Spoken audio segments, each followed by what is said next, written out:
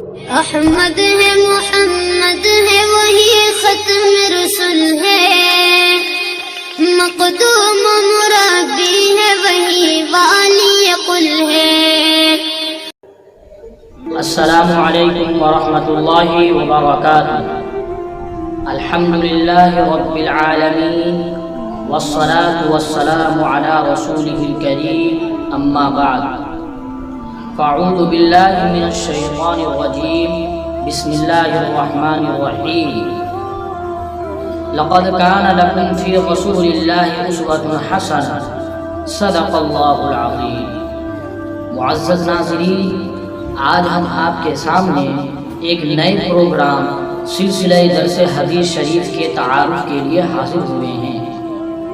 آپ تمام بڑے اور چھوٹے بھائیوں سے درخواست ہے کہ ویڈیو کو آخر تک دیکھیں، چینل کو ضرور سبسکرائب کریں اور بیل آئیکن کو دبا دیں تاکہ ہر نیا اپڈیٹ آپ تک پہنچ سکے۔ معزز ناظرین، دین اسلام ایک مکمل دین اور مستقل تہذیب ہے۔ زندگی کے تمام شعبوں سے متعلق اس میں ہدایات موجود ہیں، یعنی اسلام پیدائش سے لے کر موت تک انسان کی رہنمائی کرتا ہے تاکہ انسان اسلام کی دی گئی تعلیمات کی روشنی میں اپنی زندگی گزار کر دنیا و آخرت میں کامیاب ہو سکے۔ معزز ناظرین، آپ جانتے ہیں کہ اسلام کی اصل اساس اور بنیاد قرآن مجید ہے، اور سنت کو جانے بغیر قرآن پاک کو کما حقہ نہیں سمجھا جا سکتا۔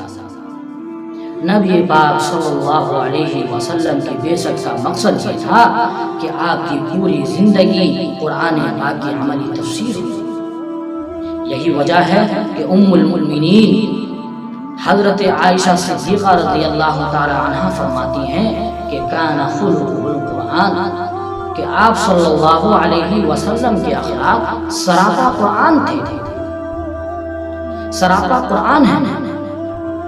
خداوند قدوس نے آپ صلی اللہ علیہ وسلم کی زندگی میں انسانوں کے لیے رہنمائی کا سامان بنایا ہے۔ چنانچہ خداوند قدوس نے فرمایا کیا کہ لقد کان لکم فی رسول اللہ اسوۃ حسنہ، بے شک تمہارے لیے اللہ تعالیٰ کے رسول صلی اللہ علیہ وسلم کی زندگی میں بہترین نمونہ موجود ہے۔ یعنی اے مسلمانوں، اگر تم نے اپنی زندگی اپنے نبی صلی اللہ علیہ وسلم کی زندگی کو سامنے رکھ کر گزاری تو دنیا و آخرت میں کامیابی تمہاری قدم چھوئے۔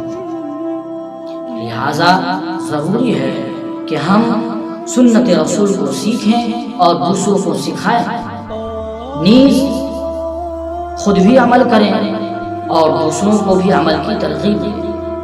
معزز ناظرین، اسی مقصد کے تحت ہم سلسلہ درس حدیث شروع کرنے جا رہے ہیں، جس میں متن حدیث اور ترجمہ کے ساتھ ساتھ مختصر تشریح بھی پیش کی جائے گی انشاءاللہ۔ السلام علیکم ورحمۃ اللہ وبرکاتہ۔